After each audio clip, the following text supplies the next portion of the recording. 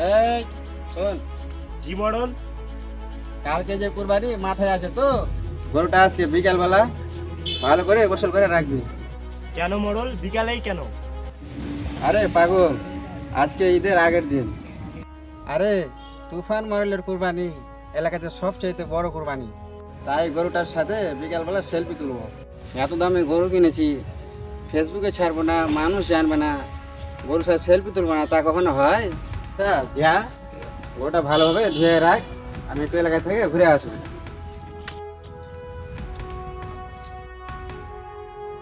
High রে তুফান model, কুরবানি দিবে আল্লাহর সন্তুষ্টির জন্যে, তো ফেসবুক, ইউটিউব, মেসেঞ্জার সবগুলোতেই ছাড়তে হবে, সবগুলোই মাতিয়ে দিয়েছে।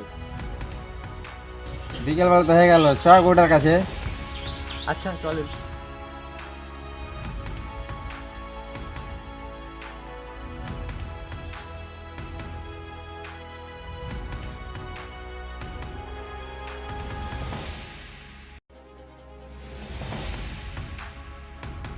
এই যে গরু খাইতে চলে এলাম, লে সেলফি তুলি একটা, এদিকে আয়।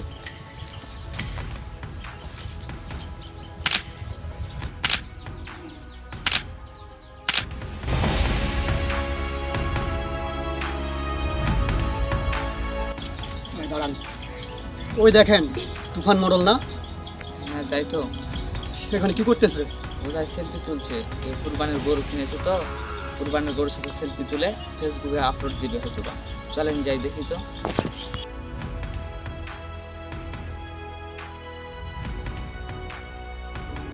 যতগুলো ছবি তুললাম তুই সবগুলো ফেসবুকে এখন আপলোড দে।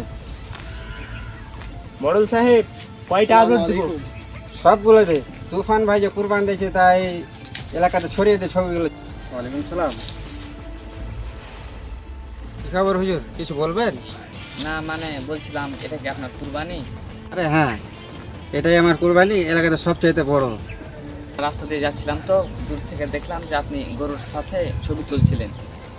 আরে হ্যাঁ, এত টাকা দিয়ে গরু কিনলাম, ফেসবুকে ছবি ছাড়বো না? আচ্ছা, কুরবানির গরুর সাথে যে ছবি তুলে আপনি ফেসবুকে ছাড়তেছেন, এটা কি ঠিক? হ্যাঁ, কেন ঠিক নয়? এলাকার মধ্যে এত বড় কুরবান দেবো, ফেসবুকে ছবি ছাড়বো না? আচ্ছা মডেল সাহেব বলেন তো, আমরা কুরবানিটা কি উদ্দেশ্যে দেই? আমার বন্ধুরা সব বড় বড় নেতা, তারা বড় বড় কুরবান দিচ্ছে, আমিও তাদের সাথে মিল রেখে আমি কুরবানটা দিচ্ছি। না, কুরবানির আসল উদ্দেশ্য তো এটা নয়। কুরবানির আসল উদ্দেশ্যই হচ্ছে আল্লাহকে রাজি খুশি করা, আল্লাহকে সন্তুষ্টি করা। আপনি যেভাবে কুরবানির পশুকে নিয়ে সেলফি তুলে ফেসবুকে আপলোড দিচ্ছেন, এভাবে তো আল্লাহর সন্তুষ্টি অর্জন হবে না এবং আপনার কুরবানিও কবুল হবে। অতএব মডেল সাহেব, এভাবে কুরবানি না দিয়ে আল্লাহর সন্তুষ্টির জন্য কুরবানি দেই, আল্লাহ তাআলা কুরবানি কবুল করবেন। আচ্ছা, আপনি যে গরুর সঙ্গে সেলফি তুলতেছেন, ফেসবুকে পোস্ট করতেছেন, আসলে এটা কি ঠিক? এটা ঠিক না।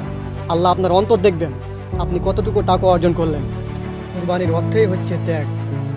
আল্লাহর কাছে গোস্ত, মাংস, রক্ত এগুলো কিছুই যাবে না, আল্লাহর কাছে শুধু যাবে তাকওয়া।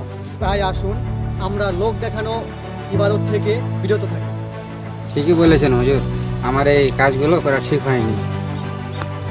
আচ্ছা ঠিক আছে, আপনি যেভাবে আপনার ভুলটা বুঝতে পেরেছেন তাতে আমরাও খুশি। আচ্ছা ঠিক আছে, দোয়া করবেন আমাদের জন্য।